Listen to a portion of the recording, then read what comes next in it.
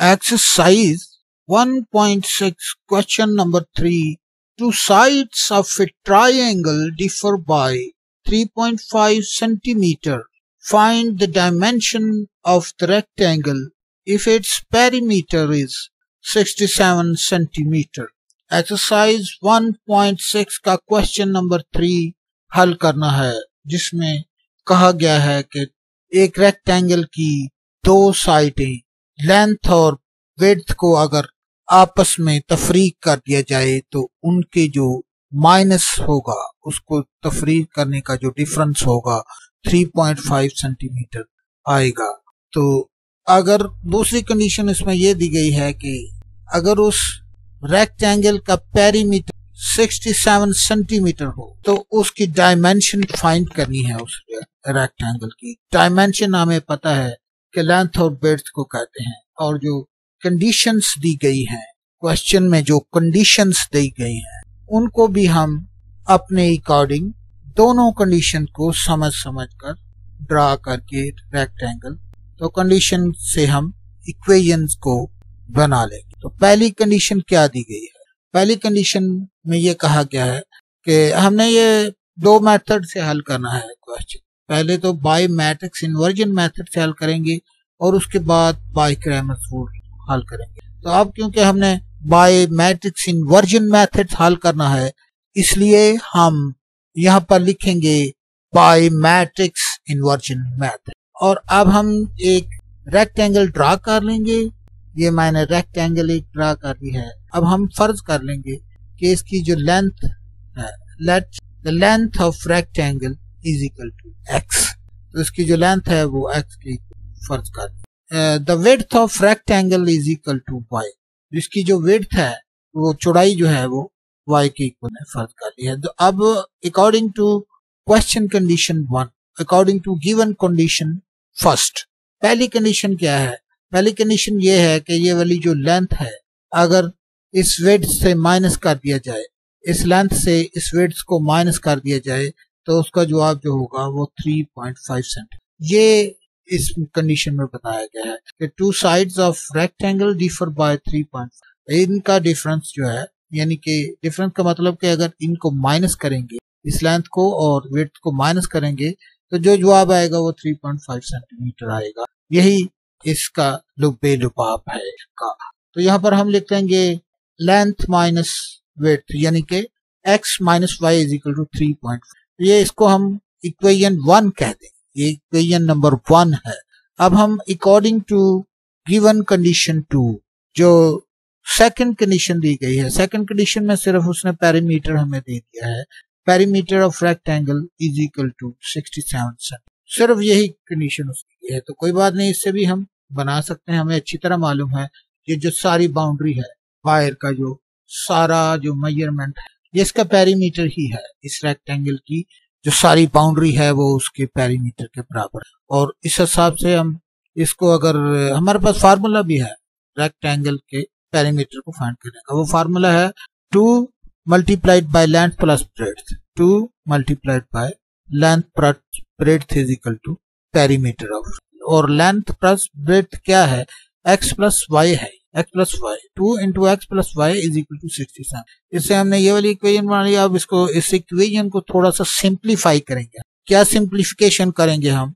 ये वाला जो 2 है, ये जो 2 जो है वो इस पे आके डिवाइड हो जाएगा। तो इसको हम डिवाइड कर देते हैं, 2 पे डिवाइड कर देते हैं 67। आप कैलकुलेटर से भी इसको डिवाइड कर सकते हो, लेकिन हम ये कोई इतनी बड़ी रिवीजन नहीं है ये, इसको मैं ज़बानी भी कर सकता हूँ, आप भी कर सकते हो। थोड़ा सी प्रैक्टिस की जरूरत है, कोई इतना कोई फनकारी नहीं है। तो सिंपली सा मैं आपको समझा भी देता हूँ। ये 2 है तो ये 2 के टेबल पे हमने ये ऊपर वाली रकम जो न्यूमरेटर में लिखी हुई है 67, उसको हमने काटना है, यानी कि डिवाइड कर। तो सबसे पहले हम 2 जो है, 2 1 तो 2 होता है, 2 तो कट गया। अब इसके साथ ये वाला 6 काटना है, तो 2 3 6 होता है, हमें पता ही है। यहाँ पर 3 आ जाएगा। उसके बाद ये 7 है, ये 7 है तो इसके अंदर भी एक 6 है, जो कि 6 प्लस 1 7 होता है। तो उसके अंदर एक जो 6 है उसको हम काट देंगे, क्योंकि 7 काट नहीं सकता, तो उसको हम 2 से काटेंगे। उसको जब हम 2 से काटेंगे तो ये बन जाएगा 3 2 ज़ा 6, ये भी यहाँ पर भी एक और 3 आ गया, तो लेकिन वो 6 तो कट गया, अब एक बच गया जो 7 था, 7 में एक ज्यादा था वो बच गया, जो वो बच गया उसको भी हमने 2 पर काटना है। अगर आप 1 को 2 पर काटेंगे तो आपको पता है कि वो हाफ आ जाएगा, हाफ को हम 0.5 कहते हैं, तो ये आ जाएगा 33 पॉइंट। तो यहाँ पर हम लिख देंगे 33, 2 1 2 और 2 इसको जब काटेंगे 33, इसको हम लिख लेंगे x + y = 33.5। तो इसको नाम दे देंगे, ये सेकंड इक्वेशन है, इक्वेशन नंबर सेकंड। अब हमने क्योंकि बाय मैट्रिक्स इन्वर्जन मेथड हल करना है इस सवाल को, तो इसके लिए हमें 2 इक्वेशन की जरूरत होती है। तो पहली और दूसरी कंडीशन में जो हमने इक्वेशन बनाई है उनको हम लिख लेंगे। तो ये वाली हमने 2 इक्वेशन लिख ली। अब हमारे पास 2 इक्वेशन आ गए हैं, कोई मसला नहीं है। अब हम क्वेश्चन को अटेम्प्ट कर लें। सबसे पहले हम इसको मैट्रिक्स फॉर्म में लिखेंगे। मैट्रिक्स फॉर्म क्या होती है? 3 मैट्रिक्स बनाते हैं हम।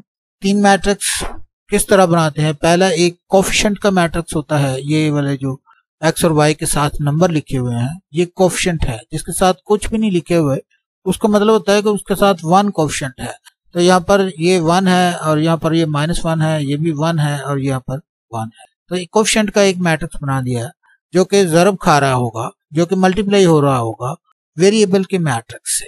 तो कोफिशिएंट का मैट्रिक्स 1 -1 1 1 है उसकी एंट्रीज, और जो हम बनाएंगे वेरिएबल का मैट्रिक्स उसकी एंट्री एक्स और वाई ही होगी। और एक्स और वाई बना दिया हमने, लिख दिया हमने। तो उसके बाद अब हम एक कांस्टेंट का मैट्रिक्स बनाएंगे जो इक्वल टू आ रहा है इन दोनों के प्रोडक्ट के। उसका नाम है, उसकी एंट्रीज हैं 3.5 और 33.5। वो एंट्रीज हमने लिखनी है। ये इसकी मैट्रिक्स फॉर्म है। अब मैट्रिक्स फॉर्म तो आ गई है।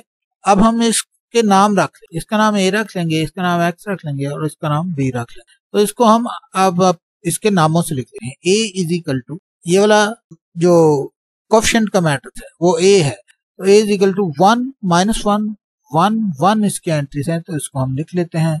और जो एक्स है जो मैट्रिक्स है उसकी एंट्रीज वो भी हम लिख लेते हैं, जो कि हमारे सामने ही लिखी हुई हैं। उसकी एंट्रीज हैं एक्स वाई, लिख लिया है हम। अब हम कांस्टेंट के मैट्रिक्स को भी लिख लेते हैं, उसका नाम बी है, उसका नाम हम बी रख देते हैं, तो बी हम इसको लिख लेते हैं। उसकी एंट्री है 3.5 और 33.5, ये लिख लिया है। अगला स्टेप क्या होता है? अगला स्टेप ये होता है कि हमारे पास एक इक्वेशन है x is equal to a inverse into b। तो x भी हमारे पास है, b भी हमारे पास है, a इनवर्स नहीं है। तो a इनवर्स फाइंड करने के लिए हमें 2 या 3 चीजों की जरूरत है। तो सबसे पहले हमें तो a मैट्रिक्स चाहिए होता है जिसकी एंट्रीज हमारे सामने ही है। उसको हम यहाँ पर उससे वहां से देख के हम ए मैट्रिक्स की एंट्री लिख लेंगे, जो कि ए मैट्रिक्स इज इक्वल टू 1 -1 1 1 इसकी एंट्री। इसका डिटर्मिनेंट चाहिए, ए का डिटर्मिनेंट चाहिए जो कि हमें काम आएगा मैट्रिक्स ए का इनवर्स फाइंड करने में। तो डिटर्मिनेंट ऑफ ए हम फाइंड कर लेते हैं। डिटर्मिनेंट ऑफ ए फाइंड करने के लिए सबसे पहले हम ए को डिटर्मिनेंट फॉर्म में लिखें। ए को डिटर्मिनेंट फॉर्म में लिखने का क्या मतलब होता है कि हम ये वाले ए को भी ये वाली 2 पैरेलल लाइन के अंदर लिख देंगे, और ये जो इसकी एंट्रीज हैं ए मैट्रिक्स की उसको भी 2 पैरेलल लाइन के अंदर लिखेंगे। तो हमने लिख लेना है, तो इसको 2 पैरेलल लाइन के अंदर लिया है। उसकी एंट्री है 1 -1 1, तो दोनों पैरेलल लाइन के अंदर इसको लिख लिया है। अब इसका डिटर्मिनेंट फाइंड कर लेना है। डिटर्मिनेंट फाइंड किस तरह करते हैं?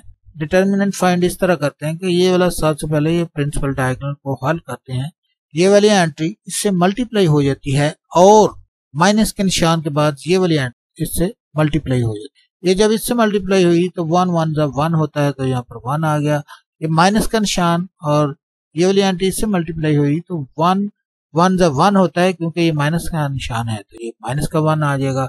तो यहाँ पर हम लिख लेंगे -1, और इसको जब सिंप्लीफाई करेंगे तो ये आ जाएगा, ये वाला जो माइनस होगा, ये वाला माइनस इससे मल्टीप्लाई होके इसको प्लस कर देगा, तो ये 1 + 1 आ जाएगा, 1 + 1। और आप सबको पता है 1 + 1 तो बताने की भी जरूरत नहीं होती, 1 + 1 2 के बराबर ही होता है। इसको सिंप्लीफाई करो तो ये 2 के बराबर आ जाएगा। तो डिटर्मिनेंट ऑफ ए जो है वो 2 के बराबर है। अब हम a joint of A find करेंगे। जॉइंट ऑफ ए फाइंड करने के लिए हमारे पास, हमारे सामने होना चाहिए मैट्रिक्स जिसका हम बनाएंगे ए जॉइंट। तो किस तरह बनाते होते हैं हम, ये हमारे पास सामने है मैट्रिक्स ए।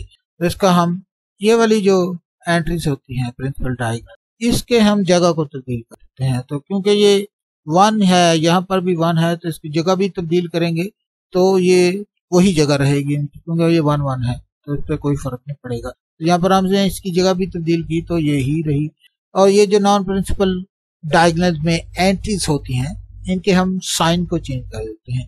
यहाँ पर माइनस है तो यहाँ पर ये 1 प्लस का हो गया, यहाँ पर प्लस का था ये 1 तो ये वाला माइनस का हो गया। तो ये इसका ए जॉइंट आ गया, इसका ए जॉइंट ऑफ ए इसको हम कह देंगे कि ये ए जॉइंट ऑफ ए है।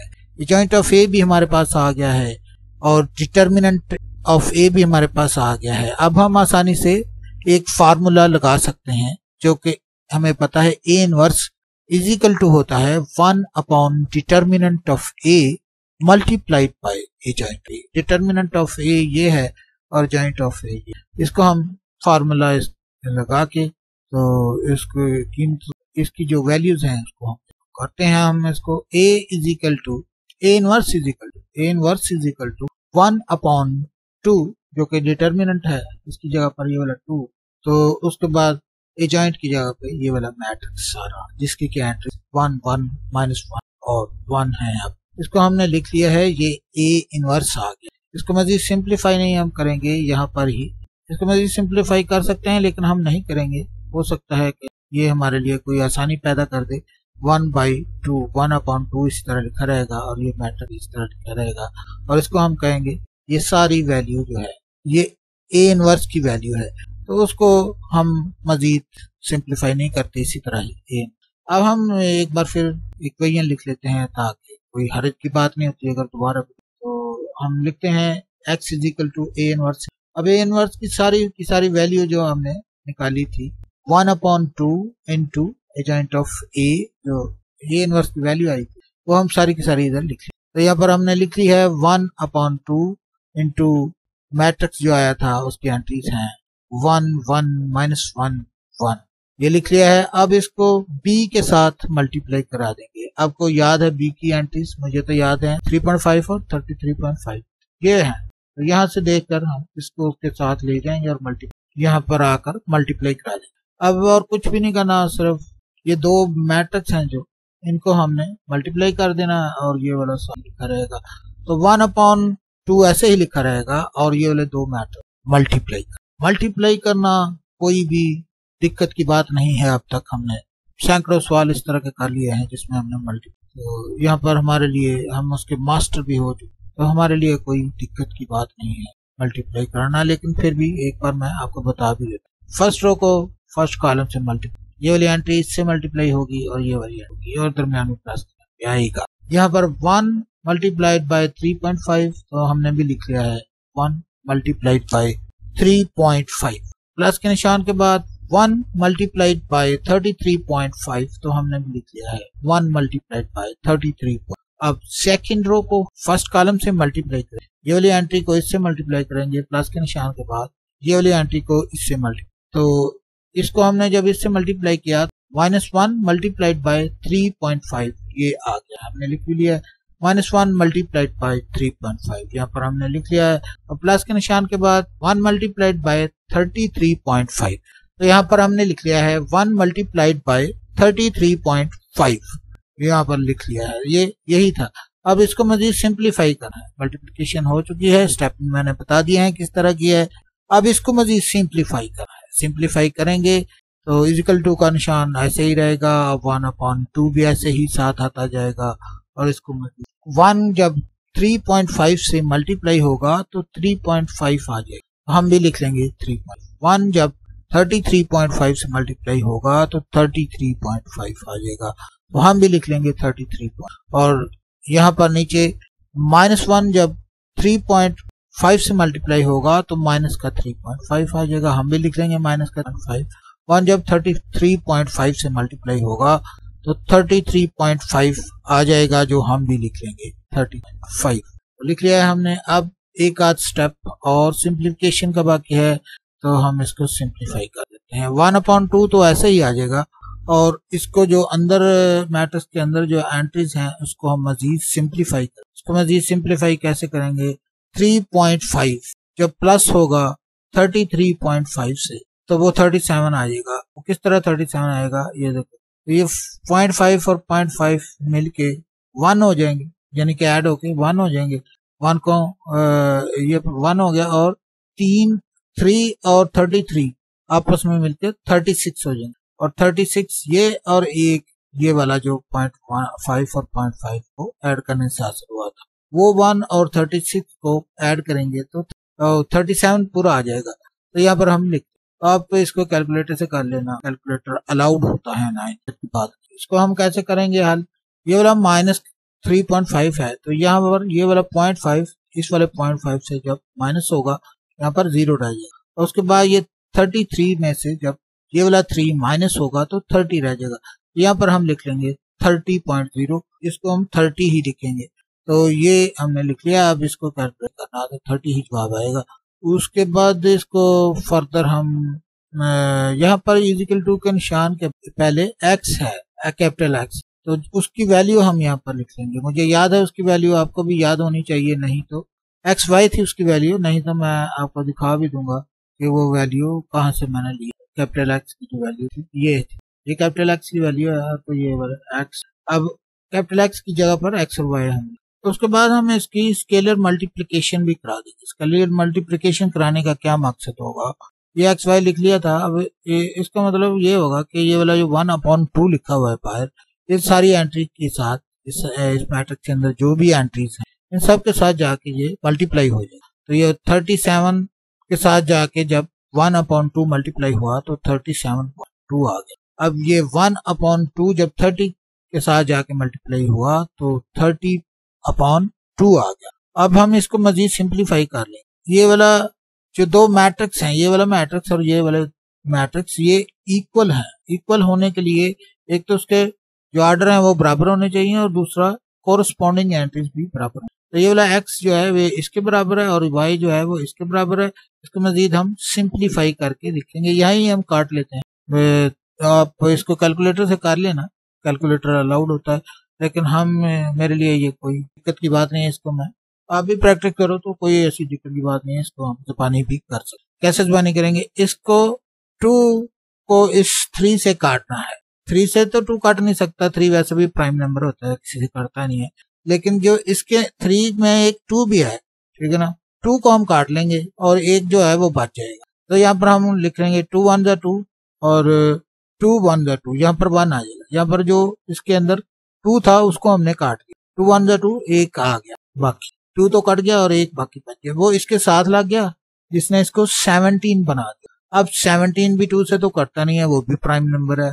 तो 17 के अंदर एक 16 है, 17 के अंदर 16 है, यानी कि ये जो 17 है वो 16 प्लस 1 पर मुश्तमिल। तो जो 16 है उसको तो हम काट देंगे, 1 जो होगा उसको हम फर्दर देख लेंगे उसके साथ क्या करना। 2 1 जा 2 और 8 2 जा 16, 8 2 जा 16, वो 16 कट गया और जो ये 17 था उसमें से एक बच गया। जो एक बच गया है, एक पर अगर हम 2 को डिवाइड करें, 1/2 आधा होता है, आपको भी पता है, आधे को हम 0.5 लिखते हैं, तो यहाँ पर हम लिख लेंगे 18.5। तो x इजिकल टू आ जाएगा 18.5। उसके बाद इसको काटेंगे, इसको कैसे काटेंगे? ये तो सिंपल ही है, ये 2 से वैसे कट जाएगा।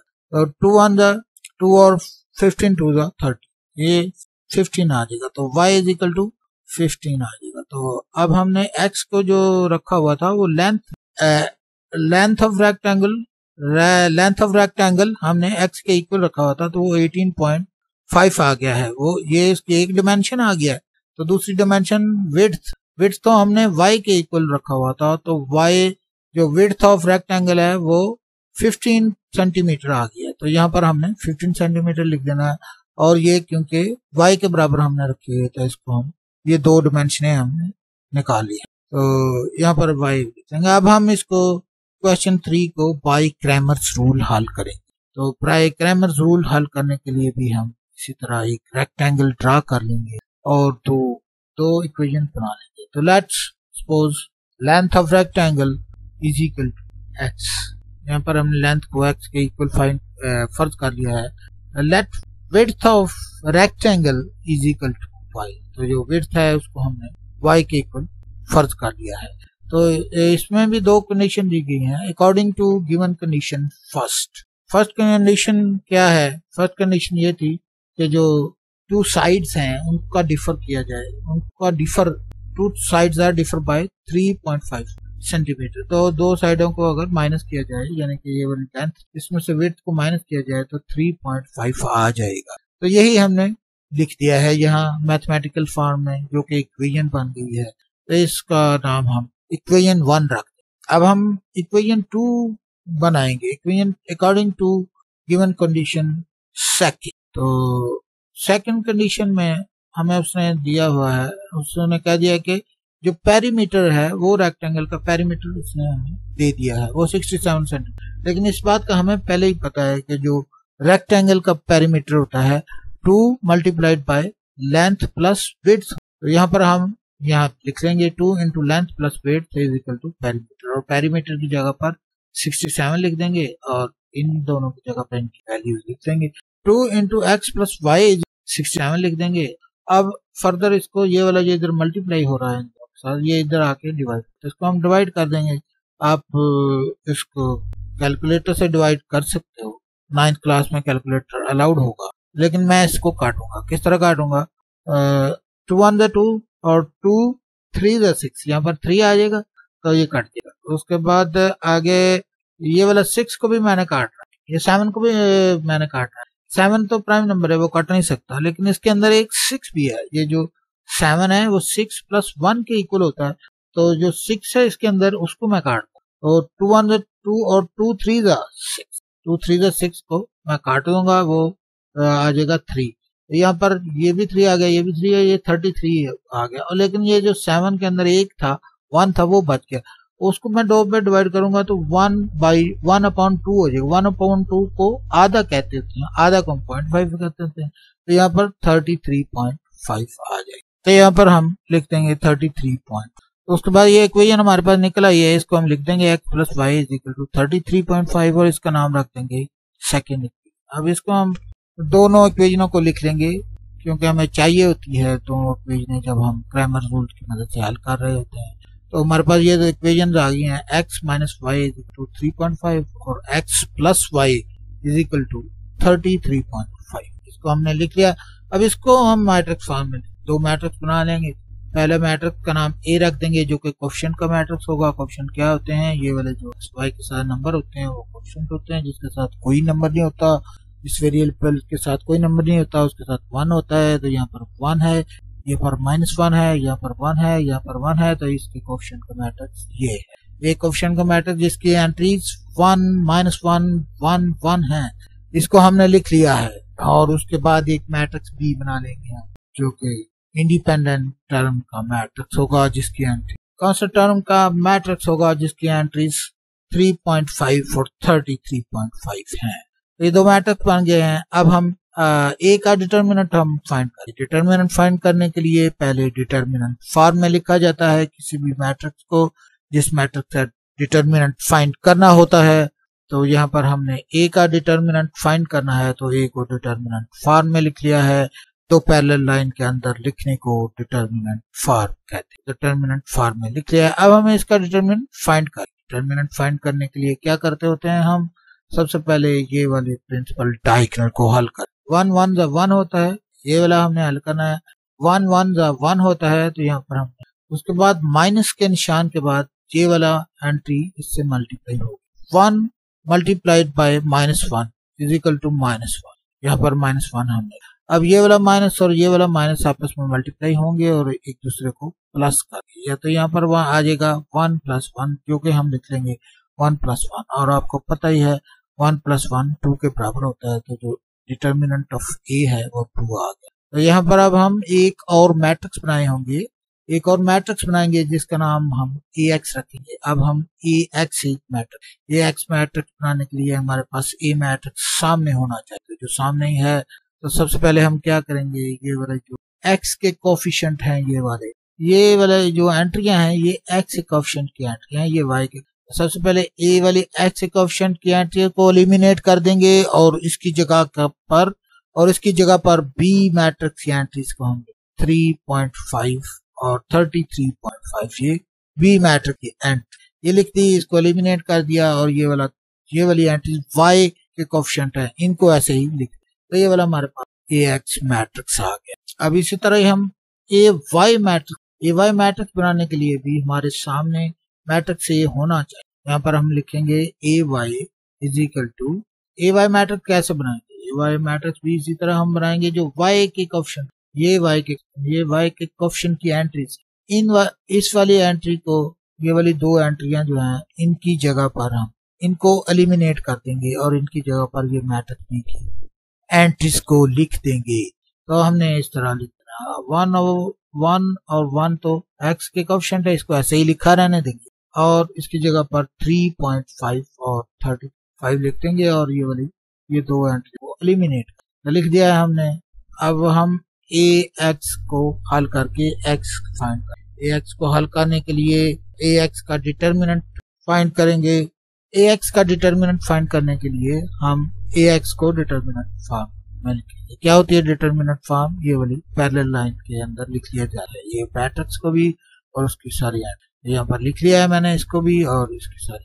अब हम डिटर्मिनेंट फाइंड कर लेंगे। डिटर्मिनेंट किस तरह फाइंड करते हैं, इसको इससे मल्टीप्लाई कर दिया जाता है और माइनस के निशान के बाद इसको इससे तो हम कर देंगे मल्टीप्लाई 1 मल्टीप्लाइड बाय 3.5 तो वो 3.5 ही आ जाएगा और उसके बाद 33.5 मल्टीप्लाइड बाय -1 33.5 मल्टीप्लाइड बाय -1 वो प्लस का 33.5 आ जाएगा, क्योंकि ये वाला एक माइनस जो यहाँ पर है वो फार्मूले का माइनस है जो इसके साथ मल्टीप्लाई होके प्लस कर देगा इस वाले साइन को। तो यहाँ पर इसको हम लिख देंगे 33.5 जो कि प्लस का 33.5 होगा।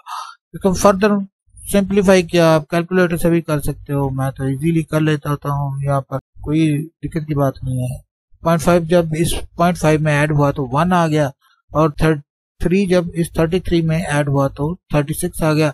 1 + 36 = 37 होता है। अब कैलकुलेटर से कर लेना वो अलाउड होता है। तो AX का डिटर्मिनेंट जो है वो 37 आ गया है।